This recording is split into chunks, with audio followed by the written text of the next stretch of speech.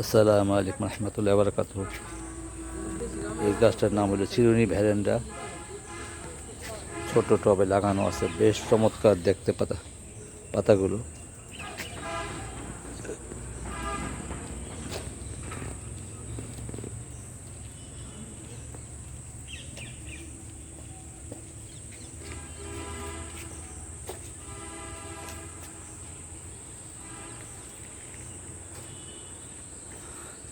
প্রত্যেকটা শাখার আগার দিকে পাতাগুলো এখন চারিদিকে ছড়ায় আছে, দেখতে বেশ চমৎকার লাগতেছে আমার কাছে। আশা করি আপনাদেরও ভালো লাগবে পাতাবাহার গাছটা দেখতে।